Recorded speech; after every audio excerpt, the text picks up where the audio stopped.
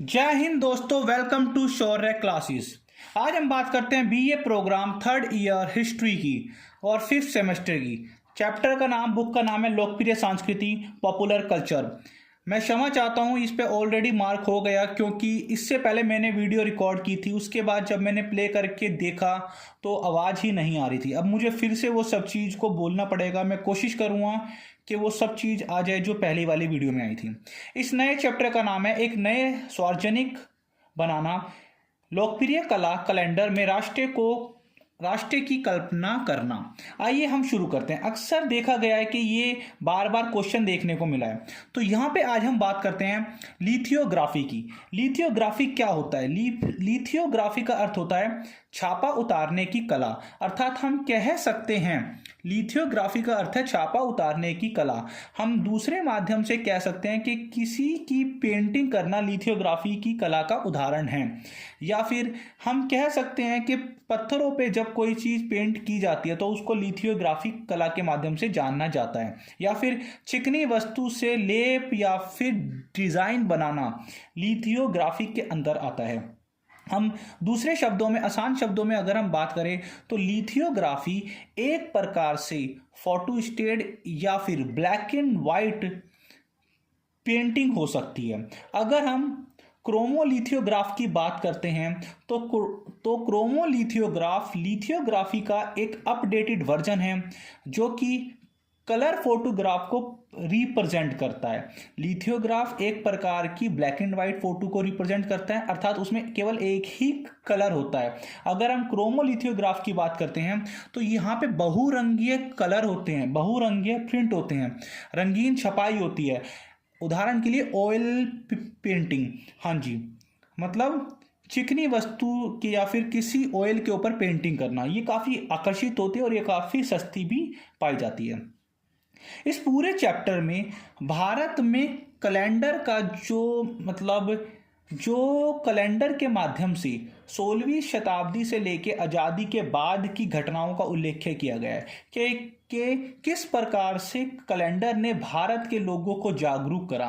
ये वही कैलेंडर है जो आपके और हमारे घरों में पाए जाते हैं। अक्सर आपने देखा होगा कि जो पुराने कैलेंडर हैं उनमें कुछ अलग चीज़ होती है जो आज के मुकाबले उनके अनुसार।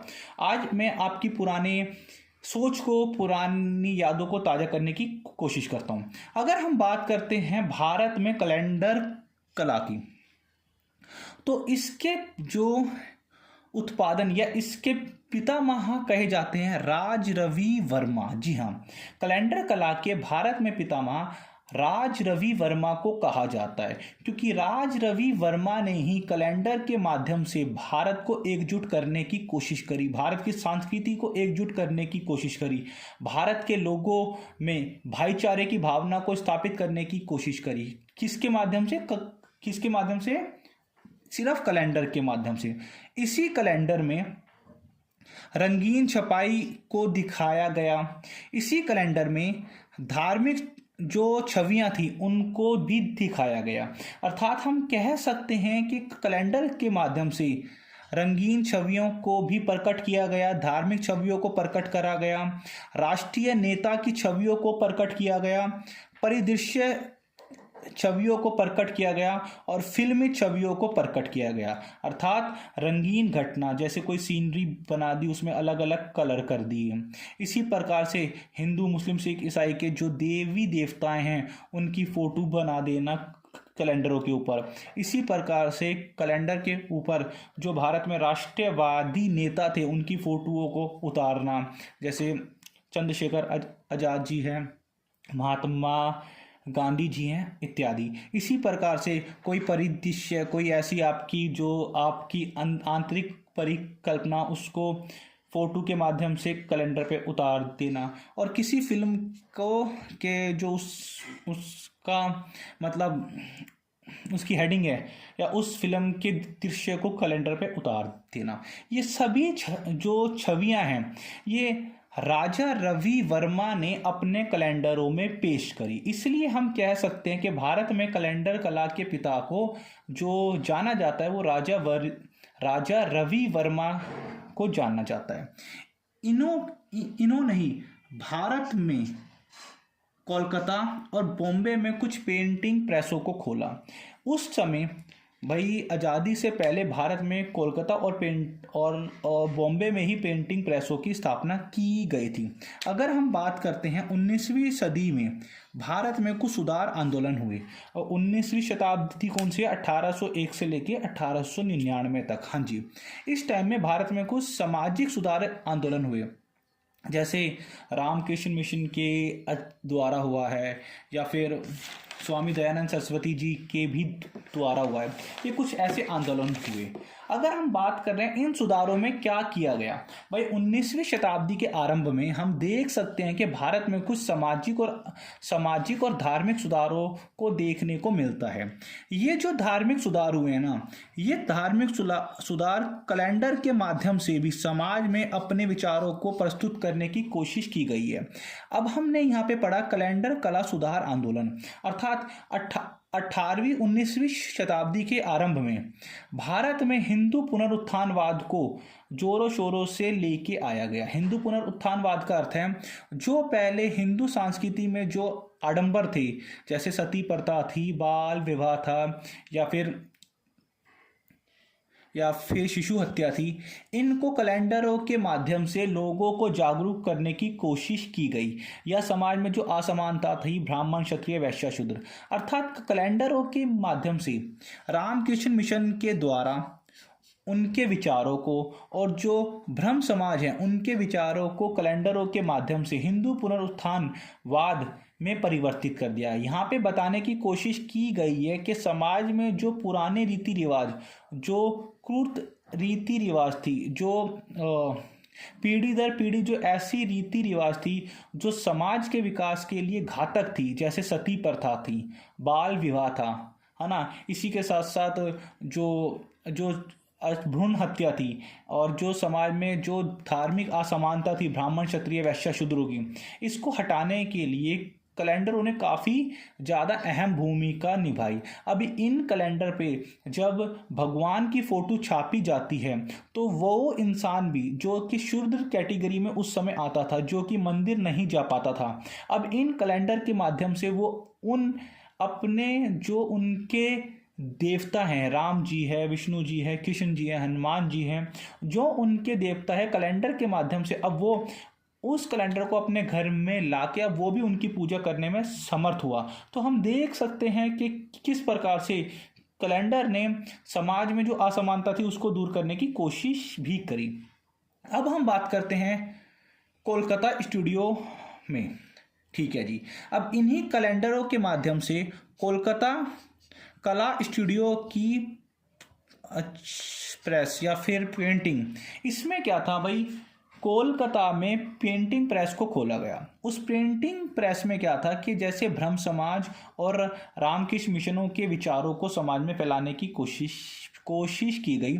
इसके साथ ही साथ इसी कोलकाता स्टूडियो में हुआ क्या, राजा हरिश्चंद्र के विचारों को, उनकी फोटोओं को कैलेंडरों के माध्यम से जनता तक पहुंचाया गया ताकि एक अच्छा मैसेज लोगों तक पहुंच जाए। इसी के साथ साथ राम के वनवास के, सीता के वनवास के, काली माता की फोटो, देवी और देवताओं की फोटो अब कैलेंडरों पे उतार के एक रंगीन फोटो के माध्यम से लोगों तक पहुंच रही थी। जैसे सीता माता की जब फोटो लोगों तक पहुंच रही थी तो वो सत्य तथा धर्म के प्रतीक के रूप में थी। राम के वनवास की फोटो थी तो वो भी सत्य तथा धर्म के प्रतीक के रूप में थी। काली माता की जो फोटो लोगों तक पहुंच रही थी उसमें था कि समय आने पर जो औरत है, स्त्री एक शक्ति का रूप है और अगर स्त्री चाहे तो राक्षसों का नाश कर सकती है। तो ऐसे पता नहीं कितने देवी देवताओं की फोटोओं को कैलेंडर पे उतारा गया ताकि समाज में एक जो असामाजिक चीज़ें, जो असमानता फैली हुई है, उनको दूर किया जा सके। इसी प्रकार से कुछ कैलेंडरों पे रामकृष्ण परमानंद को भगवान जैसी आकृति या भगवान जैसी विशेषताओं में दर्शाया गया। जी हाँ, रामकृष्ण परमानंद को भगवान जैसी विशेषताओं में भी दर्शाया गया। उनकी फोटो के पीछे उनके सिर के पीछे एक अदृश्य रोशनी रोशनी कि जिससे ये पता हो कि भाई वो भी एक प्रकार से भगवान का उन पे आशीर्वाद है। तो हम कह सकते हैं कि कैलेंडर के माध्यम से पुराने रीति रिवाज सोचों को परिवर्तन करने की कोशिश की गई। अब हम बात करते हैं आगे। इसी कैलेंडर के माध्यम से शिवाजी को देवी भवानी की तलवार प्राप्त करने वाली छवि में दिखाया गया। भाई आपको अब मैं यहाँ पे कुछ दिखाना चाहता हूँ। इन्हीं कैलेंडरों के माध्यम से ना उस समय क्या था, जो शिवाजी जी हैं उनको देवी भवानी की तलवार प्राप्त करने वाली आकृति में दिखाया गया। अगर ये आपको पता चल रहा है तो देखिए, अगर ये पता चल रहा है तो इस आकृति में शिवाजी को देवी की तलवार प्राप्त करने वाली छवि के रूप में दिखाया गया है। इसी के साथ साथ अगर मैं बात करता हूं तो उस टाइम पे जो आकृतियां थी, उस टाइम पे जो आकृतियां थी ना, इसी के साथ साथ उस टाइम पे बीजी तिलक के द्वारा गणपति उत्सव और शिवाजी उत्सव को मनाने की कोशिश, या बीजी तिलक के द्वारा जो गणपति उत्सव मनाया गया या शिवाजी उत्सव की जो शुरुआत की गई वो बीजी तिलक के बाल गंगाधर तिलक के द्वारा शुरू किया गया। उसका मुख्य कारण था कि भारत में असमानता को दूर करना और एकता की स्थापना करना। इसी के साथ साथ हिंदुत्ववाद का विकास करना और देशभक्ति के त्योहारों में वृद्धि करना। उनका ये मानना था कि अगर हम गणपति उत्सव मनाते हैं, शिवाजी उत्सव मनाते हैं तो भाईचारा हमारा बढ़ना शुरू हो जाएगा, एकता स्थापित होनी शुरू हो जाएगी और ये जो समाज में असमानता ये दूर हो जाएगी। लेकिन बीजी तिलक ने इन सभी जो गणपति उत्सव है, शिवाजी उत्सव है, इनका भी उपयोग कैलेंडर के माध्यम से लोगों के घर घरों में पहुंचा। जो आज हम गणपति उत्सव मनाते हैं वो बीजी तिलक जी के द्वारा ही शुरू किया गया था। इसी प्रकार से विष्णु चिपलूनकार के द्वारा एक चित्रशाला प्रेस का निर्माण किया गया। चित्रशाला प्रेस को खोला गया जहाँ पे उन्होंने राम पंचायतनम और शिव पंचायतनम और गणेश और दुर्गा जैसी उन पेंटिंग प्रेसों में फोटो को छापना शुरू करा तथा राम पंचायतम और शिव पंचायतम जैसे कैलेंडरों को छापना शुरू करा कि जैसे रामचंद्र जी बैठे हुए हैं उनके आसपास उनके अनुयायी और शिव जी बैठे उनके आसपास उनके अनुयायी। तो ये इस प्रकार से हैं कि ताकि देश में देशभक्ति की भावना आए, देश एकजुट हो सके। इसी के साथ साथ मैंने जब आपको शिवाजी जी का बताया था कि शिवाजी जी को देवी भवानी की तलवार प्राप्त करने की छवि को दर्शाया गया, जिसमें ये बताने की कोशिश की गई है कि उसी तलवार से शिवाजी ने मुगलों व अंग्रेजों के खिलाफ संघर्ष की लड़ाई को लड़ा और उसमें सफलता भी हासिल करी। तो बस यही है इसमें। अब हम आगे चलते हैं आगे। जी हाँ, बस थोड़ा हो रहा है, ज़्यादा नहीं। अगर आप चैनल पे नए हैं तो प्लीज़ चैनल को सब्सक्राइब करना मत भूलिएगा। वीडियो अच्छी लगे तो वीडियो को लाइक करना मत भूलिएगा, या प्लीज़ कमेंट कर दिया करो क्योंकि आपके कमेंट हमारे लिए मोटिवेशन का काम करते हैं। और आप आते हो, वीडियो वॉच भी करते हो, लेकिन कमेंट नहीं करते। हम सभी के कमेंटों का रिप्लाई जरूर करते हैं। अब हम बात करते हैं एम.जी. रनाडे ने भी महाराष्ट्र में मराठी साम्राज्य की एकता को एकजुट करने के लिए कैलेंडर का सहारा ही लिया। इसी के साथ साथ कैलेंडरों में कुछ ऐसी फोटोओं को भी इंगित किया गया, छापा गया कि जो कि भारत में लोगों की आज़ादी तथा भारत में लोगों की सोच के ऊपर गहरा प्रभाव छोड़ती है। जैसे एक पिंजरे में तोते को रखा गया और एक पिंजरे में तोते को आज़ाद कर दिया गया। अर्थात हम कह सकते हैं कि तोते की फोटो कैलेंडर के माध्यम से मतलब छापी, जिसमें एक तोता पिंजरे में था और एक तोता आज़ाद था। जो पिंजरे में तोता था वो भारतीय गुलामी का प्रतीक बताया जा रहा था और जो आज़ाद तोता था वो आज़ादी के लिए फाइट करने वाले इंसान तथा राष्ट्रवादी नेताओं के रूप में बताया जा रहा था। इसके साथ साथ जो पिंजरे और बिना पिंजरे वाले तोता था, इनको पोस्ट कार्डों के रूप में भी अपनाया गया। जो पोस्ट कार्ड होते हैं, आजकल की जनता को तो पता नहीं है पोस्ट कार्ड क्या है, पुराने जो थे उनको पता होगा पोस्ट कार्ड होते क्या हैं। इसी के साथ साथ अगर हम बात कर रहे हैं लोकप्रिय कैलेंडर, इसी के साथ साथ कुछ लोकप्रिय कैलेंडर हुए।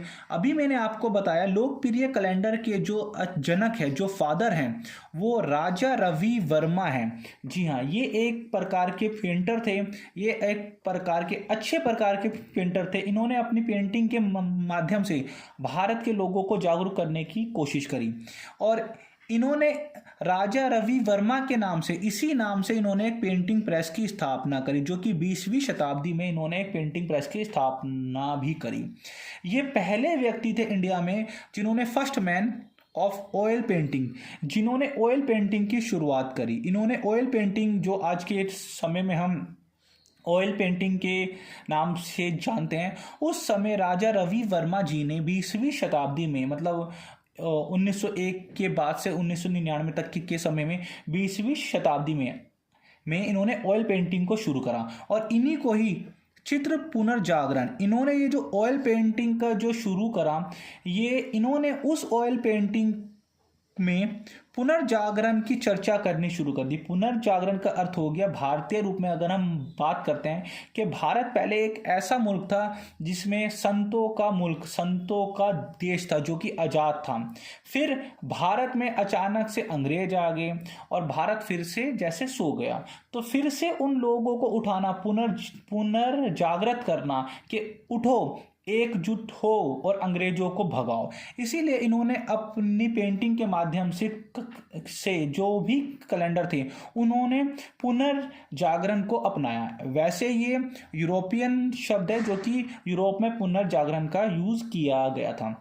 इनकी जो लोकप्रिय छवि थी, इन्होंने लोकप्रिय छवियों का निर्माण करा और इन्हीं को ही लोकप्रिय छवियों के निर्माता के नाम से जाना जाता है। अक्सर इन्होंने क्या करा था भाई, हमें पता है 1905 में अकाल आया था। 1905 के समय में अकाल भी आया था, क्योंकि भारत में अंग्रेजों ने भारत को इतना लूटा कि वो क्षेत्र भी जहाँ पे गंगा सरस्वती की जो रिवर थी, जो इतना उपजाऊ क्षेत्र था, वहाँ पे भी अकाल आ गया। तो अब हम बात करते हैं 1905 में बंगाल का विभाजन हुआ था। बंगाल के विभाजन के बाद भारत में स्वदेशी आंदोलन को देखने को मिला। 1907 में राष्ट्रीय कांग्रेस का विभाजन हो गया। 1908 में तिलक की गिरफ्तारी को किया गया। अर्थात यहाँ पे ये बताने की कोशिश की गई है कि 1905 से लेके 1915-20 तक के समय में जो भी घटना हुई, जैसे भारत में अकाल आया, बंगाल का विभाजन हुआ, स्वदेशी आंदोलन हुआ, मालो मिट्टो सुधार, या फिर जो बीजी तिलक को गिरफ्तार किया भी गया, तो इन सभी चीज़ों का उन्होंने पेंटिंग के माध्यम से, कैलेंडर के माध्यम से लोगों को जागरूक करने की कोशिश करी। इन्होंने राष्ट्रीय राजनीतिक और कैलेंडर का सहारा लिया। इन्होंने राष्ट्रीय राजनीति और कैलेंडर का इन्होंने सहारा लिया। इन्हीं के कैलेंडरों के माध्यम से दूसरे राजनेता और ज़्यादा फेमस हुए तथा विख्यात हुए। अगर हम बात करें तो इन्होंने अपने कैलेंडरों में भारत माता की फोटो को प्रकट करा। अब भाई भारत माता की फोटो के में था क्या? अगर हम भारत माता की फोटो की बात करते हैं तो आप देख सकते हो भारत माता की फोटो, ये भारत माता की फोटो है। भारत माता की, इन्होंने अपने कैलेंडर में भारत माता की फोटो को प्रकट करा। ये भारत माता की फोटो है जो कि इस प्रकार है। इसी के साथ साथ आगे हम इस पे अब चर्चा करते हैं। यही वो पेंटिंग के फादर है भाई, रविंद्रनाथ टैगोर, जो कि राजा रवि वर्मा। इसी के साथ साथ अब हम बात करते हैं, इन्होंने क्या करा, भारत माता की फोटो बनाने की कोशिश करी। इन्होंने इसी समय में गो रक्षा आंदोलन को चलाया। ये गो रक्षा आंदोलन 1915-1918 का जब समय था, जब भारत में हिंदू मुसलमानों के बीच में फाइट देखने को मिल रही थी, क्योंकि 1905 में बंगाल का विभाजन हो गया था। 1906 में मुस्लिम लीग की स्थापना हो गई थी और अंग्रेज अपने मिशन में कामयाब होते नजर आ रहे थे। तो गो रक्षा आंदोलन के माध्यम से इन्होंने क्या करा, गौ माता की फोटो पे देवी देवताओं की फोटोओं को अंकित करना शुरू कर दिया। जी हाँ, मैं यहाँ पे आपको दिखाना चाहता हूँ कि इन्होंने किस प्रकार से गौ माता की फोटोओं पे, ये देखिए आप देख सकते हो कि किस प्रकार से गौ माता की फोटोओं पे देवी देवताओं को दर्शाया गया, अर्थात जो उस समय गाय माता को मारा जाता था। तो अब ये बताया गया कि ये गाय माता हमारी देवी देवताओं की प्रतीक है और इन्हीं के द्वारा लोग अब एकजुट होने शुरू हो गए। अब ये कहा जाना शुरू हो गया कि गाय मारे नहीं, गाय ये माता है, ये गाय नहीं है, ये हमारी माता है। और इन्हीं फोटोओं में से आगे इन्होंने कुछ ऐसी फोटोएं भी बनाई जिसमें 4 आदमी पुरुष घुटने टेके हुए हैं और गाय माता के आगे सिर को झुकाया हुआ है। इसी प्रकार से इन्होंने गाय माता की फोटो में 84 देवताओं का उल्लेख किया कि भाई के गाय माता के अंदर 84 देवी देवताओं का आशीर्वाद है। और इसी के कारण सन 1893 में बॉम्बे दंगे हुए थे। जब इन्होंने ये सब चीज़ें करी थी तो 1893 में बॉम्बे दंगे हुए थे। और क्योंकि भाई हिंदुओं की आस्था गाय माता के साथ थी और जो जो ऐसे इंसान जो इनकी हत्या कर रहे थे, तो हिंदू मुसलमान फाइट होनी शुरू हो गई थी। तो इसीलिए इनकी पेंटिंगों के माध्यम से, कैलेंडरों के माध्यम से जब लोगों में जागरूकता आ रही थी अंग्रेजी सरकार के खिलाफ, तो सन 1910 में अंग्रेजों ने क्या करा, एक प्रेस अधिनियम को लेके आ गए कि अब भाई जो भी कोई छापा जाएगा वो अंग्रेजों को पहले दिखाया जाएगा, उसके बाद छापा जाएगा। तो इसी के साथ साथ उस समय राष्ट्रीय राजनीतिक और कैलेंडर कला में इन्होंने काली माता की छवि वाली फोटोएं भी छापनी शुरू कर दी। आपने देखा होगा कि काली माता की एक फोटो है, एक हाथ में उनके राक्षस का सिर है ना।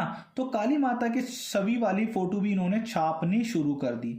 अभी अगर मिलती है तो मैं आपको जरूर दिखाऊंगा। वैसे आप ये देखिए, ये है काली माता की छवि वाली, कि इन्होंने ये बताया कि किस प्रकार से ये अंग्रेज हैं और ये अंग्रेजों का वध किया हुआ है। अर्थात अगर भारत की जो महिलाएं हैं एकजुट हो जाएं तो समय आने पे वो एक काली का रूप भी धारण कर सकती है। तो इन फोटो के माध्यम से इन्होंने भारत के लोगों को, भारत की महिलाओं को जागरूक करने की कोशिश करी। इसी के साथ साथ उस समय स्वामी दयानंद सरस्वती जी ने अपनी 2 पुस्तकों को छपवाया। एक का नाम था गौरीक्षणी, दूसरी का नाम था गो करुणा निधि। ये स्वामी दयानंद सरस्वती की पुस्तकें हैं जिनमें उन्होंने गो माता के संबंध में उनकी विशेषता बताई। और इसी के साथ साथ जब ये ऑयल पेंटिंग की शुरुआत की गई थी राजा रवि वर्मा, ये पेंटिंग तो बाद में आनी शुरू हुई, लेकिन जो सबसे पहले पेंटिंग आती थी वो सिर्फ विश्वकर्मा तथा मेनका की होती थी। उसके बाद सीता माता, लक्ष्मी माता, काली माता, द्रौपदी माता तथा कीचक वध वाली फोटोएं भी आनी शुरू होगी कैलेंडर के ऊपर। तो हम देख सकते हैं कि किस प्रकार से अब ये धीरे धीरे शिवाजी की फोटोओं से शुरू हुआ और अब आज़ादी तक ये बात पहुंचने वाली है। इसी के साथ साथ अभी मैंने आपको दिखाया भारत माता की फोटो। भाई भारत माता की जो फोटो थी, अब भारत माता की फोटो में क्या था, भारत माता मानचित्र, जो कि एक व्यक्ति हैं जिनका नाम है अरविंदोनाथ टैगोर। जो यही व्यक्ति है अरविंदरनाथ टैगोर, जो इससे पहले मैंने आपको बताया था, उसमें मेरे मुंह से इन ही व्यक्ति का नाम आ गया था जो पिता थे इन कैलेंडर को छापने वाले। तो अरविंदरनाथ टैगोर ने सबसे पहले ये बताने की कोशिश करी कि भारत हमारी एक माता है। अर्थात इन्होंने भगवा पोशाक वाली महिला को, आप देख सकते हैं कि इसमें भगवा पोशाक में एक महिला है, उसकी एक फोटो भारत माता के रूप में प्रस्तुत करी। उसके कुछ समय बाद लोगों ने इसे देवी दुर्गा का रूप में कन्वर्ट कर दिया। जी हाँ, इसके कुछ समय बाद देवी दुर्गा के रूप में कन्वर्ट कर दिया, और यही देवी दुर्गा की प्रतिमा आगे जाके भारत माता की प्रतिमा के रूप में कन्वर्ट हो जाती है। यही देवी दुर्गा आगे जाके भारत माता की प्रतिमा में कन्वर्ट हो जाती है। और आज के समय में भारत माता की जो फोटो है वो इस प्रकार से दर्शाई गई है कि भारत के भौगोलिक जो क्षेत्र है ना भाई, पूरा पश्चिम, उत्तर तथा दक्षिण, आप अगर भारत के भौगोलिक क्षेत्र को देखते हो तो वो कुछ देवी प्रतिमा के रूप में है। इस प्रकार से ये पूर्व का क्षेत्र है, ये पश्चिम, ऊपर जम्मू एंड कश्मीर और नीचे है श्रीलंका, वो कुछ इसी प्रकार का है। इसी प्रकार के माता के शरीर के रूप में भारत के भौगोलिक क्षेत्र को दर्शाया गया है। और साथ के साथ ये बताया गया है कि माता के जो पैर हैं उनके पैरों के नीचे या तो जो फूल है वो श्रीलंका है, जैसे आप देख सकते हैं इस फोटो में, या तो वो श्रीलंका है या तो खाली एक जमीन है जिस पे माता खड़ी हुई है। इसी के साथ साथ इनकी फोटो से भारत माता की जब इन्होंने फोटो को बनाया तो उस फोटो रूपी कैलेंडर में देशभक्ति कूट कूट के भरी हुई थी। अब लोगों की जो भावनाएं थी वो अपने क्षेत्र तक ना हो के अपनी माताओं के ऊपर आ गई कि भाई भूमि हमारी माँ है, हमारी माँ सिर्फ हमारा ये क्षेत्र नहीं है, पूरी भूमि, पूरा भारत, अखंड भारत हमारी माँ है, और इसके ऊपर अगर कोई भी उंगली उठाता है तो हम उसे जिंदा नहीं छोड़ेंगे। तो इस प्रकार की भावनाएं देखने को मिली। इसी के साथ साथ गांधी जी तथा भगत सिंह जी की फोटोओं को भी अब ईश्वरीय शक्ति के रूप में दर्शाने की कोशिश की गई। जी हाँ, कुछ ऐसी पेंटिंग तथा ऐसे कैलेंडर का निर्माण किया गया जिसमें भगवान शिव की प्रतिमा में विनियोजित, अर्थात भगवान शिव का इनको आशीर्वाद है, और जिस प्रकार से मार्कंडेय को यम से बचाते हैं, कौन? भगवान शिव। जिस प्रकार से भगवान शिव मार्कंडेय जी को यम से बचाते हैं, उसी प्रकार से दर्शाया गया कि गांधी जी ने भी भारतीयों को बचाने के लिए अंग्रेजों का संहार करा, उन अंग्रेजों से भारतीयों को बचाया, अर्थात ये एक उदाहरण के रूप में बताया गया है। इसी के साथ साथ ये बताया गया है कि बोस, सुभाष चंद्र बोस को भारत माता की तलवार प्राप्त करते हुए भी दिखाया गया है। अभी मैंने आपको बताया था कि किस प्रकार से शिवाजी के द्वारा, भाई शिवाजी जी ने भी भवानी माता की मतलब तलवार को प्राप्त किया था।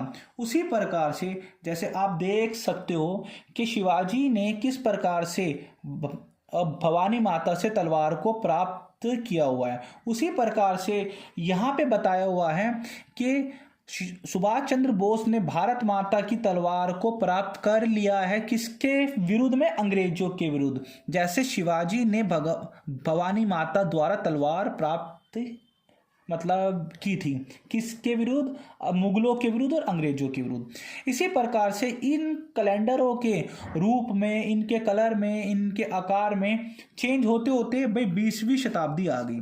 20वीं शताब्दी तक आते आते इन कैलेंडरों में लोकप्रिय सांस्कृतिक नेताओं की झलक देखने को मिलती है।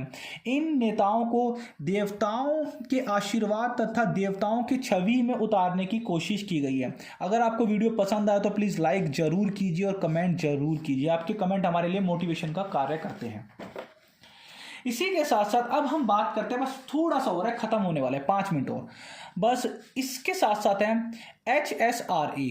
जब HSRA क्रांतिकारी जब आंदोलन हो रहा था तो उन क्रांतिकारियों के ऊपर अंग्रेजों ने मुकदमा चलाया था, और उस मुकदमे के लिए उस क्रांतिकारी नायकों के रूप में भगत सिंह को दिखाया गया है फोटो के माध्यम से, कैलेंडर के माध्यम से, कि भगत सिंह ने किस प्रकार से अपना सिर चढ़ाते हुए भारत माता को खुश कर दिया, कि भाई भारत माता को अपना बलिदान दे दिया भगत सिंह ने अंग्रेजों से लड़ने के लिए।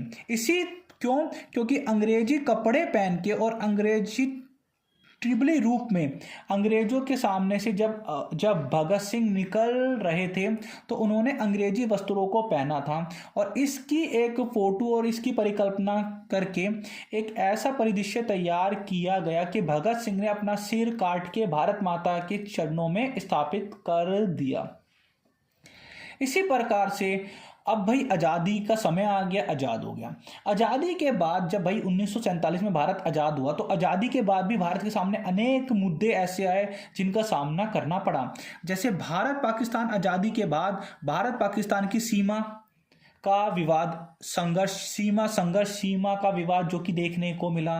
कश्मीर का जो विलय था उस पे भी अब काफ़ी समस्या उत्पन्न होनी शुरू होगी। पाक, यहाँ पे मैंने लिखा था पाक मतलब शॉर्ट फॉर्म में, पाकिस्तान से 1962 का जो युद्ध हुआ, 1971 का जो युद्ध हुआ, इसके साथ साथ चीन के साथ 1965 का जो युद्ध हुआ, इसमें बताया गया है कि आज़ादी के बाद भी इन कैलेंडरों के माध्यम से भारत की जो समस्या थी भाई, इससे पहले, आज़ादी से पहले भारत की समस्या अंग्रेज थे, तो अंग्रेजों को हटाने के लिए किस प्रकार से कैलेंडर एकजुट हो गए, मतलब कैलेंडर ने एकता स्थापित करने की कोशिश करी। अब आज़ादी के बाद भारत में और जो समस्या आई, जो कि आसपास के मुल्कों ने भारत के ऊपर अपनी नज़र गड़ानी शुरू कर दी, तो आज़ादी के बाद भी, स्वतंत्रता के बाद भी इन कैलेंडरों के माध्यम से लोगों में एकता तथा प्रेरणा देखने को मिल रही है। और इन्हीं कैलेंडर के माध्यम से लोगों में राष्ट्रवाद की भावना जागृत हुई, राष्ट्रीय सुरक्षा की भावना जागृत हुई। हम कह सकते हैं इन्हीं कैलेंडरों के माध्यम से राष्ट्रीय एकता को दर्शाने की कोशिश की गई, इन्हीं कैलेंडरों के माध्यम से। अगर हम बात करें राष्ट्रीय एकता किस प्रकार से दर्शाने की कोशिश की, तो इन्हीं कैलेंडरों में एक ऐसा कैलेंडर था जिसमें एकता को दर्शाया। उस कैलेंडर में था क्या कि 4 छोटे बच्चे, उसमें कुछ बच्चे थे, कुछ शिशु थे, कुछ महिलाएं थीं, जो कि राष्ट्रीय ध्वज को लेके रास्ते पे चल रहे थे। अर्थात यहाँ पे छोटा बच्चा, एक बच्चा और एक महिलाएं अपने मुल्क के लिए राष्ट्रीय ध्वज को लेके चल रहा है, ये एकता का प्रतीक था। इसी के साथ साथ सन 1990 के समय में एक ऐसा कैलेंडर देखने को मिला जिस पे लिखा था हम सब एक हैं। वहाँ पे उस कैलेंडर में 4 बच्चों को दर्शाया गया था। वो 4 जो बच्चे थे वो सिख धर्म के, हिंदू धर्म के, ईसाई धर्म के और मुस्लिम धर्म के थे, और उन पे लिखा था हम सब एक हैं। शायद ये कैलेंडर आप लोगों ने भी देखा होगा, इसका शीर्षक था हम सब एक हैं। इसी प्रकार से उस टाइम पे जो कैलेंडर बनाए जाते थे, अब भारत माता को दुर्गा माता के रूप में, गाय माता के रूप में दर्शाने की कोशिश की गई ताकि लोगों में राष्ट्रीय एकता उत्पन्न हो। बस ये लास्ट पेज और खत्म होने वाला है। आपके धैर्य को मैं समझता हूं कि आप 30-32 मिनट से आप कंटिन्यूसली वीडियो वॉच करना समझ सकता हूं मैं। अगर मैं कंटिन्यूसली बना रहा हूं तो आप कंटिन्यूसली देख तो सकते हो भाइयों और बहनों।